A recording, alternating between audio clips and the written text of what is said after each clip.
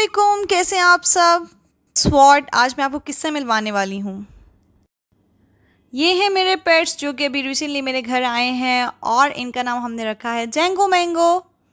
ये कुछ डरे डरे रहते हैं क्योंकि अभी इन्हें इनके लिए ये जगह बहुत न्यू है।